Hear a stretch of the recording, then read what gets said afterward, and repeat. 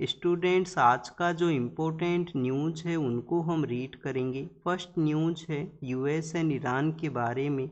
Both countries के between में जो डिफरेंसेस हैं उनको अगर रिजोल्व करना है, वेस्ट एशिया के वहाँ पे ये जो वॉर सिचुएशन है उसको रिजोल्व करना है, तो यूएस और ईरान के द्वारा एक एमओयू है उसको साइन करना चाहिए। ईरान के जो प्रेसिडेंट है उन्होंने अपने एक डिस्कशन के अंदर मेंशन किया। अब देखिए, किसी डिस्कशन के अंदर ईरान के जो सिटीजन्स हैं उनको भी एड्रेस करते हुए उन्होंने इकोनॉमिक सिचुएशन के बारे में जो एक कंसर्न है उनको रेज किया है कि आने वाले समय के अंदर ईरान के वहाँ पे इन्फ्लेशन रेट है वो इंक्रीज हो सकता है, क्योंकि ऑलरेडी वहाँ पे हाई नंबर्स के अंदर एग्जिस्ट है वो करता है। और इसी इन्फ्लेशन रेट के रिगार्डिंग में आप देखिए कि ईरान के वहाँ पे दिसंबर एंड जनवरी के समय में जो प्रोटेस्ट है वो कैरी आउट हुए थे, और उसके लेटर फेज के अंदर में यूएस के द्वारा ईरान के वहाँ पे अटैक किया गया, जिसमें उनके सुप्रीम लीडर हैं उनका डेथ हुआ, और उसके बाद से कंटिन्यूस जो वॉर सिचुएशन है वो एग्जिस्ट करता है। यहाँ पे इस न्यूज़ के अंदर में एमओयू के साइन करने के बारे में मेंशन है। क्या यूएस एंड ईरान ने कोई एमओयू है उसको साइन नहीं किया क्या, जब से वॉर सिचुएशन वहाँ पे स्टार्ट हुआ है? अब देखिए कि जून के समय एक एमओयू है उसको साइन किया गया था, जिसमें पीस प्रोसेस के बारे में मेंशन था। कुछ 60 डेज तक वहाँ पे पीस प्रोसेस रहेगा। उसके लेटर फेज के अंदर बोथ कंट्रीज हम एक एग्रीमेंट है उसको साइन करेंगे, और कम्प्लीटली जो पीस है वो वहाँ पे इस्टेब्लिश हो सकेगा। पर जैसे ही एग्रीमेंट इस्टेब्लिशमेंट में आया, कुछ दिनों तक तो आप देखिए कि पीस है उसको ऑब्जर्व किया गया, बट कुछ दिनों के बाद में फिर से एक दूसरे के अगेंस्ट में जो अटैक हैं वो वहाँ पे हुए थे, और ये जो एग्रीमेंट है वो भी एक्सपायर हो चुका है। 60 डेज का जो समय है उसका भी एक्सपायरेशन है वो यहाँ पे हो चुका है। हमारे यूपीएससी के एग्ज़ाम से रिलेटेड और क्या बेसिक इन्फॉर्मेशन आपको पता होना चाहिए? ईरान का जो लोकेशन है उसके बारे में आपको जानकारी होना चाहिए। तो ये आपको यहाँ पे एक होमवर्क देते हैं कि कौन कौन से ऐसे कंट्री हैं जो कि ईरान के साथ में अपना लैंड बॉर्डर है उसको शेयर करते हैं, उसके बारे में आप कमेंट सेक्शन के अंदर बताना। आप देखिए कि हमारे जो नाइबर कंट्रीज़ हैं, स्पेशली जो पाकिस्तान है, वो अपना एरिया शेयर करता है ईरान के साथ में। और पाकिस्तान का तो जो बलूचिस्तान का रीजन है, जिसके रिगार्डिंग में आप देखिए उनके जो फील्ड मार्शल हैं उनका एक स्टेटमेंट आया था कि जो जो बलूचिस्तान का एरिया है उसमें अदर कंट्रीज ने प्रॉक्सी वॉर है उसको कैरी आउट किया है। बलूचिस्तान एक मिनरल रिच रीजन है, जहाँ पे आप देखिए कि लोकल कम्युनिटी है वो अपनी जो बेसिक राइट्स है उसके रिगार्डिंग में प्रोटेस्ट करता है। चाइना पाकिस्तान इकोनॉमिक कॉरिडोर है वो भी उसी एरिया से पास है वो किया करता है। पाकिस्तान के अलावा आप देखिए कि जो अफगानिस्तान है वो अपना एरिया शेयर करता है ईरान के साथ में। तो ये हमारे दो नाइबर कंट्री हैं जो उसके साथ एरिया है वो शेयर किया करते हैं। और आप देखिए कि अफगानिस्तान और ईरान का जो बाउंड्री एरिया है वहाँ से तो एक रिवर है वो भी पास करता है। एक रिवर वहाँ से हेमून नाम का जो रिवर है वो पास है वो किया करता है। तो ये बेसिक्स आप एटलस के अंदर में ज़रूर से देखना। यूपीएससी के लिए प्रिपेयर करते हो तो इस तरीके से आपको जो इन्फॉर्मेशन है वो होना चाहिए। नेक्स्ट जो न्यूज़ है वो है, आप देखिए कि मैरीटाइम ट्रेड के ही बारे में है। एक आप देखिए कि पनामा बेस एक शिप वेसल था जिसको कि एक बल्क कैरियर के रूप से भी जानते हैं। पनामा कहाँ पे है? पनामा है जो सेंट्रल पार्ट ऑफ अमेरिका है वहाँ का एक कंट्री है। तो आप देखिए कि जो पनामा बेस ये जो जो बल्क कैरियर है वो बे ऑफ बंगाल के रीजन के अंदर में जा रहा था, वहाँ पे ये इंसिडेंट है वो हुआ है। उसके रिगार्डिंग में जो सर्च ऑपरेशन है वो चलाया गया। अब ये हमारे कौन से पोर्ट को यूज किया गया था इनके द्वारा? उड़ीसा के अंदर में जो पारादीप पोर्ट है वहाँ से आप देखिए कि गया था। उड़ीसा के वहाँ पे पारादीप पोर्ट है वहाँ से गया था। बे ऑफ बंगाल के रीजन के अंदर ये इंसिडेंट हुआ। रेस्क्यू ऑपरेशन है वो चलाया गया है, अभी तक कंटिन्यूस फेज में है।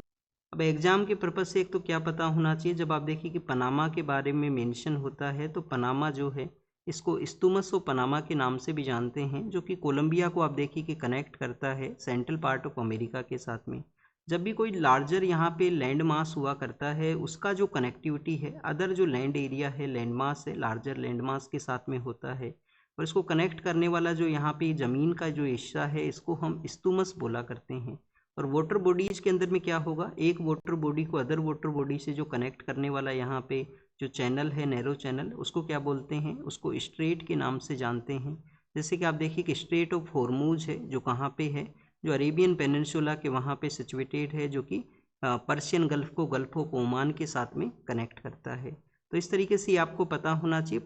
पनामा का जो आप देखिए कि कैनाल था वो भी न्यूज़ में था। वहाँ पे कैनाल को सेटअप किया था यूएस ने, और यूएस ने एलिगेशंस लगाए थे कि वहाँ पे चाइनीज़ कंपनीज़ का डोमिनेशन है।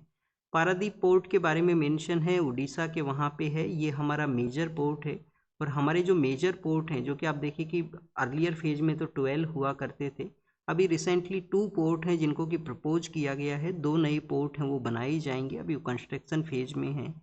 तो ये जो मेजर पोर्ट हैं वो हमारा सेंट्रल गवर्नमेंट के डोमेन में आते हैं, स्टेट गवर्नमेंट के कंट्रोल में नहीं हुआ करते।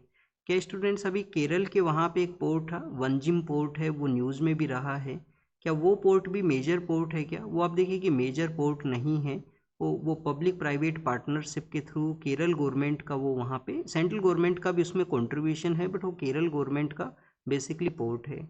और वो हमारा जो जो ट्रेड जो पास होता है, मैरीटाइम ट्रेड जो पास होता है, उसकी लाइन के पास में सिचुएटेड होने की वजह से आप देखिए कि इम्पोर्टेंट रोल है उसका रहेगा, बट वो मेजर पोर्ट के रूप से एग्जिस्ट है, वो नहीं करता है। नेक्स्ट यहाँ पे केरल के ही बारे में है, ओणम का जो फेस्टिवल का सेलिब्रेशन है उसको यहाँ पे दिखाया गया। उसके अंदर में आप देखिए किस तरीके से जो जो थिंग्स हैं उनको परचेज किया जा सके, उनको यहाँ पे फोटो में बताया गया है। ओणम के रिगार्डिंग में आप देखिए कि वहाँ पे एक स्नेक जो बोट हैं, जो लार्जर बोट हुआ करती हैं, स्नेक बोट का जो रेस हुआ करता है उसके रिगार्डिंग में संतोष ट्रॉफी नहीं, नेहरू ट्रॉफी है, वो ऑर्गेनाइज होती है। तो नेहरू ट्रॉफी के बारे में कल के न्यूज़पेपर में हम रीड किए थे। ओणम फेस्टिवल किसका, जो वहाँ पे एक महाबली नाम से एक रूलर हुआ करते थे, पर अब देखिए कि वहाँ पे जो लॉर्ड विष्णु हैं उनके इनकारनेशन के अंदर में वामन जो रूप है वो धारण किया जाता है, और वो उनसे कुछ डोनेशन मांगते हैं कि इतना ज़मीन आप हमको दीजिए। उसके अंदर में आप देखिए कि उन्होंने रेस्ट ऑफ द जो पार्ट है, जो यूनिवर्स है, उसको कैलकुलेट किया टू अपने जो जो जो जो उन्होंने ज़मीन मांगा था, 3 पग ज़मीन है वो मांगा गया था। फिर एक पग है वो उनका जो सिर है उसके ऊपर में रखते हैं। ऐसा माना जाता है, जो माइथोलॉजिकल जो स्टोरीज हैं, कि जो राजा महाबली हैं, राजा बलि हैं, वो ओणम का फेस्टिवल जब उनका मेमोरी में ऑर्गेनाइज होता है उस समय वो विजिट करते हैं वहाँ पे, अपने एरिया को इंस्पेक्ट करते हैं कि वो बेटर है या नहीं है। तो ये हमारे एग्जाम के पर्पज से माइथोलॉजिकल आपसे कहानियाँ हैं वो नहीं पूछी जाएंगी। स्नेक बोट का रेस पूछ सकते हैं, नेहरू ट्रॉफी होती है, वेमनाड लेक का वो एरिया है जहाँ पे ट्रॉफी है वो ऑर्गेनाइज होती है। हमारे जो एनएसए हैं, नेशनल सिक्योरिटी एडवाइजर, वो चाइना के विजिट के लिए जा सकते हैं। उसके बारे में कहा गया कि यूएस जो चाइना के जो लीडर हैं शी जिनपिंग, वो इंडिया के लिए आएंगे ब्रिक्स का मीटिंग के लिए। और आप देखिए कि लास्ट 2 ईयर्स के दौरान में जो रिलेशंस हैं उनमें लिटिल बिट रिलैक्सेशन आपको मिलेगा, कि लिटिल बिट नॉर्मलाइज सिचुएशन के अंदर में हमारे और चाइना के जो रिलेशन है वो पहुँचे हैं। उससे पहले आप देखिए कि बॉर्डर एरिया के रिगार्डिंग में जो डिफरेंसेस थे, तो एनएसए का ये जो विजिट रहेगा वो बाउंड्री के जो क्वेश्चन है उसके रिगार्डिंग में स्पेशल रिप्रेजेंटेटिव्स का जो डिस्कशन है उसी का यहाँ पे कैरी आउट किया जाएगा। इंडिया और चाइना का जो लैंड बाउंड्री है वो कितना एग्जिस्ट करता है, 3488 किलोमीटर का हमारा लैंड बाउंड्री है। और इसके अंदर में आप देखिए कि जो हमारा नॉर्दर्न पार्ट का जो सेक्शन है, जो लद्दाख के वहाँ पे शेयर होता है लाइन ऑफ एक्चुअल कंट्रोल का एरिया, वहाँ पे कुछ डिफरेंसेज हैं हमारे बिटवीन के अंदर में। फिर हमारा ये जो सेंट्रल पार्ट का एरिया है, सेंट्रल सेक्टर, जो कि आपको हिमाचल प्रदेश है, उत्तराखंड के एरिया जो शेयर होता है, वहाँ पे आप देखिए कि लार्जर वे के अंदर में डिफरेंसेज हैं वो नहीं है इंडिया और चाइना का जो बाउंड्री एरिया है उसके अंदर में। और फिर हमारा ये जो मैकमोहन लाइन है, नॉर्थ ईस्टर्न जो स्टेट्स हैं वो एरिया शेयर करते हैं, वहाँ पे भी जो बाउंड्री का जो डिस्प्यूट है वो एग्जिस्ट करता है। तो इंडिया और चाइना के बाउंड्री के बारे में है। आईटीबीपी नाम का जो फोर्स है वो आप देखिए कि स्पेस एक फोर्स है जो वहाँ पे सिक्योरिटी है उसको प्रोवाइड है वो करता है। नेक्स्ट अगर हम रीड करें स्टूडेंट्स, यहाँ पे जो न्यूज़ है वो जो पार्लियामेंट का जो सेशन है उसके बारे में है, जिसमें आप देखिए कि डिफरेंट डिफरेंट प्रोसेस हुआ करते हैं। सबसे पहले जब भी कोई सेशन ऑर्गेनाइज होता है तो उसके रिगार्डिंग में सम्मन करना। अब ये सम्मन है वो किसके द्वारा किया जाता है, क्या ये प्रेसिडेंट के द्वारा हुआ करता है या प्रिसाइडिंग ऑफिसर के द्वारा, ये आप कमेंट सेक्शन में बताओगे, ये आपका होमवर्क है। नेक्स्ट आप देखिए कि यहाँ पे जब भी सेशन चलेगा, सेशन को सम्मन कर दिया गया, सेशन असम्बल हुआ, असम्बल होने के बाद में हाउस को एडजर्न करना है। एडजर्न जब भी करेंगे हाउस को, ये एडजर्न कौन करता है, प्रिसाइडिंग ऑफिसर करता है। और जब भी एडजर्न किया जाएगा इसमें टाइम बताया जाएगा, टाइम और डेट भी बताई जाएगी कि हाउस है वो 2 डेज के बाद में मिलेगा। जैसे फ्राइडे को अगर वहाँ पे एडजर्न होगा तो उसमें बताया जाएगा कि मंडे को हाउस है वो फिर से रीअसेंबल होगा। 10 मिनट के लिए करना है तो बताया जाएगा कि 10 मिनट बाद में फिर से हाउस है वो रीअसेंबल होगा। तो इस तरीके से हाउस को जो एडजर्न करना होता है, टाइम जिसमें बताया जाए, तो एडजर्नमेंट का वो प्रोसेस होता है। थर्ड यहाँ पे होता है adjournment sine die. Adjournment sine die means कि हाउस का जो ये सेशन है वो कंप्लीट हुआ है, अब यहाँ पे इसको टर्मिनेट किया जाता है, सेशन को जो एंड है वो किया जाता है। और कम्प्लीटली जो ऑफिशियल एंड हुआ करता है वो प्रोरोगेशन के थ्रू होता है, ये प्रेसिडेंट इश्यू करते हैं, प्रोरोगेट करते हैं, उसी के बाद में कंप्लीट जो सेशन है उसका टर्मिनेशन वहाँ पे होगा, जो नोटिसेस दिए जाएंगे वो टर्मिनेट होंगे उसके साथ में। तो आप देखिए कि अभी उसको जो ये मानसून सेशन का ये सेशन जो ऑर्गेनाइज हुआ था उसको प्रोरोगेट नहीं किया गया है, जो कि आर्टिकल 85 का जो क्लोज सेकंड है जिसमें इस प्रोसेस के बारे में मेंशन है। तो अपोजिशन के जो लीडर हैं उन्होंने कहा कि अबनॉर्मल ये डिले किया गया है, प्रोरोगेशन है वो नहीं हुआ, क्या गवर्नमेंट का यहाँ पे फिर से रीअसेंबल करने का इच्छा है, क्या फिर से हाउस को सेशन में लेके आने का इच्छा है, जिसके थ्रू वो जो आप देखिए कि डिलिमिटेशन के रिगार्डिंग में बिल को लेके आएंगे। ये अपोजिशन की इस तरीके से एलिगेशन है, एग्जाम के रिगार्डिंग में हमको प्रोरोगेशन के बारे में पता होना चाहिए। फिर आप देखिए कि mines and minerals development and regulation का जो एक्ट है उसके बारे में है, डेवलपमेंट एंड रेगुलेशन एक्ट। इसमें अमेंड किया गया, अमेंड करते हुए ये किया गया कि जो स्टेट्स हैं वहाँ पे आप देखिए कि जो मेजर मिनरल का एरिया है उस लैंड के ऊपर में स्टेट्स का जो जो एक जो डिवाइड जो क्रिएट होता था, क्योंकि आप देखिए कि जो फिक्की है उन्होंने कहा है कि ये जो रूल है जो सेंट्रल गवर्नमेंट को ऑथराइज करता है मेजर मिनरल्स का जो लैंड एरिया है उसके ऊपर में जो उनका टैक्सेशन लगाने का जो पावर था स्टेट्स का, जिसको रेस्ट्रिक्ट किया गया। तो आप देखिए कि ये यूनिफॉर्मिटी है उसको प्रोवाइड करेगा, किसी तरीके से जो हर एक स्टेट में किसी में ज़्यादा है किसी में कम है जो टैक्स रेट उसको वो रिड्यूस करेगा, तो यूनिफॉर्मिटी लेके आएगा। अब यहाँ पे स्टेट्स के रिगार्डिंग में बताया गया कि कैसे उनको जो फिजिकल जो यहाँ पे रेवेन्यू उनको हो सकता था उसके रिगार्डिंग में कंसर्न्स को ये क्रिएट करता है।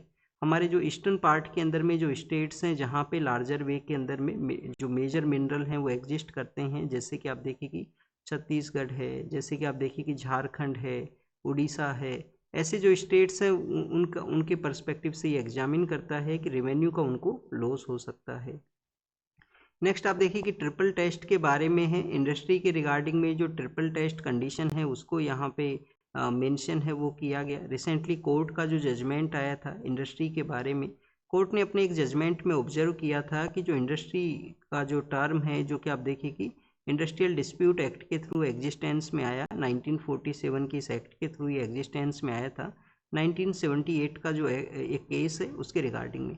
अब ये जो इंडस्ट्री का डेफिनेशन है उसमें जो ट्रिपल टेस्ट दिया गया, जो प्रेजेंट समय में हमारे लेबर लॉज को जो कोडिफाई किया गया है इंडस्ट्रियल रिलेशन कोड के अंदर में जो इंडस्ट्री का डेफिनेशन है ये एग्जिस्ट है वो नहीं करेगा, जो अप्लाई है वो नहीं करेगा। वर्कर्स को जो बार्गेनिंग पावर है, जो डिमांड का जो पावर है वो ये इंडस्ट्री का जो टर्म है वो ग्रांट किया करता था, अब वो अप्लाई नहीं करेगा। तो आप देखिए कि हमारे यहाँ पे जो ट्रेड यूनियंस हैं उन्होंने अपने कंसर्न्स को रेज किया कि उनका जो यहाँ पे ये जो कम्प्लीटली बार्गेनिंग पावर है, वर्कर्स को एक डिग्निफाइड वर्किंग कंडीशन प्रोवाइड करने के लिए जो ये प्रोटेस्ट करते हैं, रेज करते हैं, उसको भी ये इम्पैक्ट है वो कर सकता है। ट्रिपल टेस्ट का जो कॉन्सेप्ट था कि कोई ऑर्गेनाइजेशन होना चाहिए जिसमें काम करने वाले जो वर्कर्स हैं उनके बिटवीन में एम्प्लॉयर एंड एम्प्लॉई का रिलेशन एग्जिस्ट करना चाहिए, और जो गुड्स एंड सर्विस है उसका प्रोडक्शन को वो कैरी आउट करें, वो एक ट्रिपल टेस्ट कॉन्सेप्ट था जो इंडस्ट्री डिफाइन करने के लिए किसी भी ऑर्गेनाइजेशन के लिए इम्पोर्टेंट था। और कोर सेक्टर को आप देखिए कि रिमूव करते हुए, कोर सेक्टर को ना इंक्लूड करते हुए मैक्सिमम एरिया है वो इंडस्ट्री के रूप से इंक्लूड हुए थे उस 1978 का जो केस है उसके बाद में। तो उसी के रिगार्डिंग में आप देखिए यहाँ पे डिस्कशन है वो किया गया है, इन पॉइंट्स को ऑलरेडी हम रीड हैं वो कर चुके हैं। फिर यहाँ पे कोर कंसर्न है इंडियन इकोनॉमी के रिगार्डिंग में बताया गया कैसे जो इंडेक्स ऑफ कोर इंडस्ट्री है जो रिलीज हुआ है, जो 6 मंथ का प्रीवियस मंथ में जो ग्रोथ बताया गया था वो 5.4 आया है। मैक्सिमम जो एरिया हैं जो हमारे यहाँ पे इंडेक्स ऑफ जो कोर इंडस्ट्री हैं उसमें आप देखिए कि डिक्लाइन है उसको ऑब्जर्व किया गया। कुछ ऐसे एरिया हैं जिनमें ग्रोथ है वो ऑब्जर्व हुआ है, जैसे इलेक्ट्रिसिटी का जो एरिया है। तो ये भी बेसिकली आप देखिए कि वही कंसर्न्स को रेज करता है कि इकोनॉमी के अंदर में हम कैसे बेटर करेंगे, मानसून का जो कंडीशन है, अल्नीनो का जो जो यहाँ पे इम्पैक्ट है मानसून के ऊपर में, वो एग्रीकल्चर के अंदर में भी डिस्टर्बेंस वो रहेगा, खरीफ का जो क्रॉप है उसके अंदर में। और इथेनॉल ब्लेंडिंग की वजह से आप देखिए कि जो एक एलिगेशंस लगे हैं कि वहाँ पे जो शुगर केन है उसका सप्लाई हुआ है, जो कि हमारे यहाँ पे शुगर की जो प्राइस हैं वो भी इंक्रीज हुए हैं। गवर्नमेंट उसको डिनाई करता है कि ऐसा जो सप्लाई नहीं हुआ है, लार्जली हम ग्रेन्स के ऊपर जो मेज है उसके ऊपर में डिपेंड करते हैं।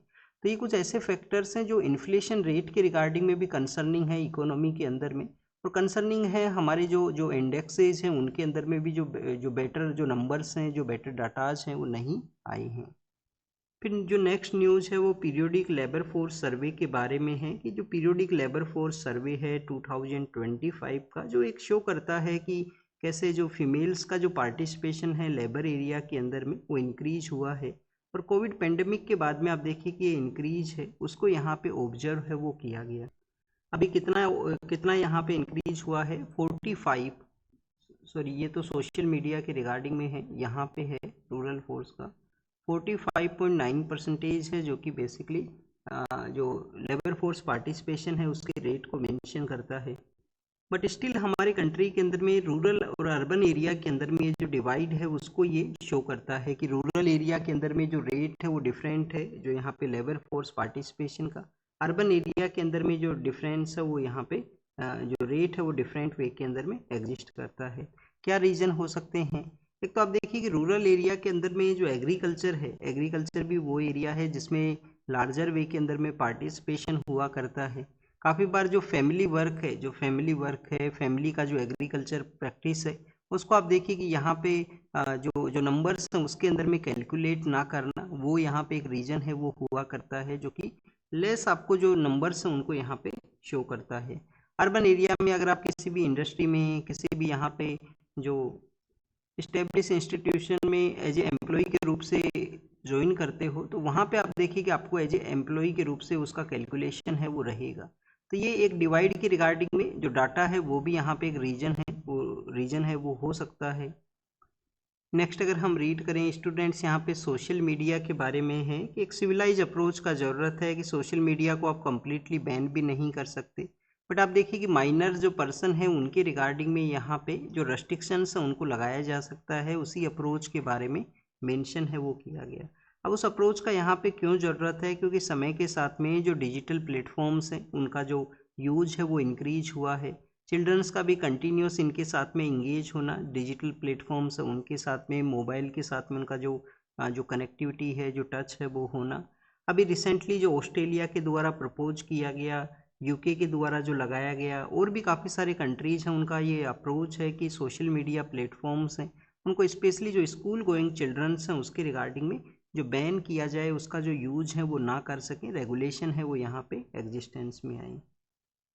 तो इस आर्टिकल में एक जो पॉइंट है वो ये है कि फियर को इस तरीके से शो करना कि उसके रिगार्डिंग में यहाँ पे जो बैन होगा उसका वो कम यूटिलाइज करेंगे, तो फियर जो है वो कोई आंसर यहाँ पे नहीं है। रेगुलेशन है वो भी यहाँ पे एक अल्टीमेट सॉल्यूशन नहीं है कि आपने यहाँ पे रेगुलेशन लगाया वो कोई सॉल्यूशन को प्रोवाइड करेगा।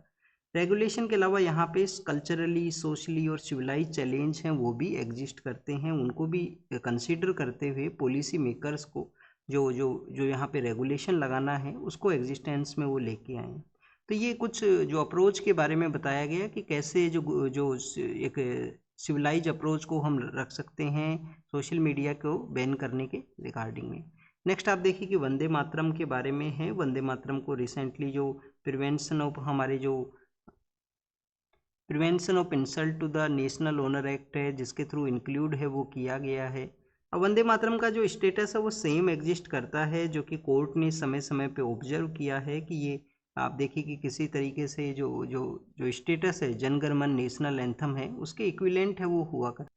रिसेंटली गवर्नमेंट ने आप देखिए कि अपना जो ऑफिशियल जो फंक्शंस हैं उसके अंदर में वंदे मातरम है, वंदे मातरम को यहाँ पे जो रिकॉग्नाइज है वो करवाया गया है, और रिकॉग्नाइज करवाने इसके 150 ईयर्स भी कंप्लीट हुए थे। बट ये जो फ्रीडम ऑफ कंसाइंस है उसके रिगार्डिंग में इस आर्टिकल के अंदर में आर्ग्यू है कि आर्टिकल 25 के अंदर में जो फ्रीडम ऑफ कंसाइंस है आपको उसके रिगार्डिंग में ये जो आर्ग्यू है वो करता है। नेक्स्ट अगर हम रीड करें तो H1N1 का जो स्ट्रेन है उसके बारे में है कि वैक्सीन है वो सफिशिएंट है अभी हमारे हेल्थ का जो सेक्टर है उसके अंदर में, तो ये जो नया वेरिएंट है उसको डील करने के लिए जो आप देखिए कि प्रिकॉशंस हैं उनका यहाँ पे ज़रूरत है। पहले भी जो कंसर्निंग जो नंबर ऑफ़ केसेज इंक्रीज हुए हैं उसके रिगार्डिंग में कंसर्न है उसको रेज किया गया था। प्राइम मिनिस्टर के द्वारा जो स्टार्टअप का जो कल्चर है, स्पेशली जो हमारे यहाँ पे स्टार्टअप आप देखिए कि काफ़ी ज़्यादा है हमारे कंट्री के अंदर में, स्टार्टअप कल्चर जिस तरीके से लास्ट 10 ईयर्स के अंदर में बूस्ट हुआ है, बट स्पेस का जो सेक्टर है उनके जो स्टार्टअप्स हैं वो इंडियन टैलेंट को किस तरीके से यूटिलाइज कर सकते हैं। हमारा जो इंजीनियरिंग के जो यहाँ पे आप देखिए कि ग्रेजुएट्स हैं वो इस इनोवेटिव वे के अंदर में स्पेस का जो हमारा जो जो ये डोमिनेशन है इस सेक्टर के अंदर में हमारा जो कंट्रीब्यूशन है उसको वो इंक्रीज है वो कर सकते हैं।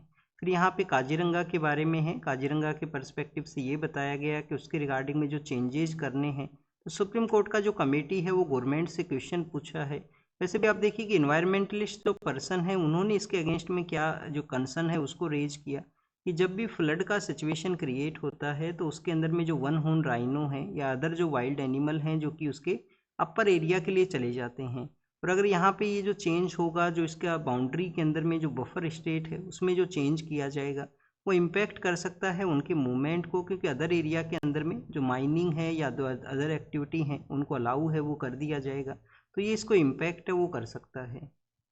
काजीरंगा के बारे में जब भी हम रीड करते हैं वन हॉर्न राइनो है उसके बारे में आप देखिए कि आपको पता होगा वन हॉर्न राइनो है उसका संख्या वहाँ पे लार्जर नंबर्स के अंदर में मिला करती है। नेक्स्ट जो न्यूज़ है वो वर्ल्ड के पर्सपेक्टिव से है, इजराइल के द्वारा गजा स्ट्रिप के वहाँ पे अटैक किया गया जिसमें कुछ पर्सन है उनका यहाँ पे डेथ हुआ है। स्पेशली आप देखिए कि एक 4 ईयर ओल्ड जो चिल्ड्रन है उनका भी डेथ हुआ है। यहाँ पे चाइनीज होमनोइड रोबोट के बारे में है, उन्होंने आप देखिए कि वर्ल्ड के जो स्पोर्ट्स प्लेयर्स हैं हाई जंप के अंदर में जो एथलीट 100 मीटर का जो रेस है उसके अंदर में जो वर्ल्ड के टॉप एथलीट्स हैं उनका जो रिकॉर्ड है उसको ब्रेक किया गया है यहाँ पे होमनोइड रोबोट के द्वारा। होमनोइड रोबोट क्या होते हैं? ह्यूमन जैसा जो अपीयर करते हैं जो रोबोट उनको होमनोइड रोबोट बोला करते हैं। नेक्स्ट आपको क्या पता होना चाहिए, हमारा भी एक ह्यूमनोइड रोबोट है व्योम मित्रा। व्योम मित्रा जो कि आप देखिए कि जब स्पेस के लिए जो मिशन जाएगा तो व्योम मित्रा को सेंड किया जाएगा। ये जो 2019-20 के समय काफ़ी न्यूज़ में था। नेक्स्ट यहाँ पे कुवैत के बारे में है, उन्होंने सिटीजनशिप और उनका जो वोटिंग राइट है उसके रिगार्डिंग में कुछ चेंज किए हैं। पहले जो अप्रूवल था उसको यहाँ पे डिनाई है वो किया गया है। एग्जाम में क्वेश्चन नहीं पूछा जाएगा कि ऐसे किस कंट्री ने किया। फिर आप देखिए कि इंडोनेशिया के बारे में है, वहाँ पे अल्निनो का जो इम्पैक्ट हुआ है, जो एक्स्ट्रा ड्राई कंडीशन हुआ है उसकी वजह से ऑलरेडी वहाँ पे जो फॉरेस्ट फायर के इंसिडेंट है, बट कुछ ऐसे भी लोग हैं जो फॉरेस्ट फायर को वहाँ पे इनिशिएट करते हैं जिनको कि अथॉरिटीज़ ने अरेस्ट है डिटेंड है वो वहाँ पे किया है। फिर यहाँ पे यूएस एंड ईरान के बारे में जो भी एग्जाम के पर्पज़ से नहीं इम्पोर्टेंट, यूक्रेन के जो लीडर हैं उनके द्वारा कहा गया कि अब इस कन्फ्लिक्ट सिचुएशन में रसिया से जो कन्फ्लिक्ट है उसमें अगर इलेक्शंस होंगे तो वो यूक्रेन को स्प्लिट कर सकता है, यूक्रेन के अंदर में डिवाइड हो सकता है। इस वजह से आप देखिए कि उन्होंने इलेक्शन को नहीं करवाने के लिए कहा है। फिर यहाँ पे जो कनाडा और यूएस के रिगार्डिंग में जो डिफरेंसेस हैं उनको बताया गया है, कैसे टैरिफ को इंक्रीज किया गया है जो कनाडा से आने वाले प्रोडक्ट हैं उनकी रिगार्डिंग में, और ये इम्पेक्ट कर सकता है यहाँ पे टैरिफ का जो वॉर है उसको आप देखिए कि जो इकोनॉमिकल वॉर के अंदर में ये चेंज हो सकता है। नेक्स्ट यहाँ पे ताइवान के बारे में है, एग्जाम के पर्पज़ से ये भी इम्पोर्टेंट नहीं है। M3 एक रेबल ग्रुप है, डेमोक्रेटिक रिपब्लिक कोंगो के वहाँ का जो ईस्टर्न पार्ट है उसमें वो हुआ करते हैं, तो उसके एक पीस टॉक्स हैं उनके बारे में मेंशन है। और कोंगो के वहाँ तो आप देखिए कि इबोला के केसेस भी आए हैं। केन्या के वहाँ पे आप देखिए कि जो रिफ्ट वैली का एरिया है उसको फोटो के थ्रू शो किया गया, तो केन्या आपको पता होना चाहिए ईस्टर्न पार्ट ऑफ अफ्रीका के अंदर में है, नारोबी उसका कैपिटल है, और रिफ्ट वैली का जो एरिया है वो वहाँ से पास करता है, जिसमें आप देखिए कि एक जो जोग्राफर्स हैं उनका यहाँ पे कंसर्न है कि ये एरिया है वो सेपरेट हो सकता है किससे, जो रेस्ट ऑफ द अफ्रीका है उससे ये सेपरेट रहेगा फ्यूचर के समय में। फिर यहाँ पे बैरल लैंड के बारे में जो साहिल का जो रीजन है उसके बारे में है। आप देखिए कि सहारा का जो रीजन है वो कैसा है जहाँ पे डेजर्ट कंडीशन एग्जिस्ट करता है, बट साहिल रीजन कैसा है, साहिल वो रीजन है जहाँ पे प्रोन टू डेजर्टिफिकेशन है कि वहाँ पे फ्यूचर के समय डेजर्ट का इम्पैक्ट रहेगा। तो इस साहिल रीजन के अंदर में जो वहाँ पे ग्रीन वॉल का इनिशिएटिव है उसके बारे में मेंशन किया गया। तो this is all the information related to the today's newspaper. आप इसको रीड कीजिए, रिवाइड कीजिए, जो भी इंफॉर्मेशन आपको मिला है उसको नोट डाउन कीजिए। Thank you students, thank you very much.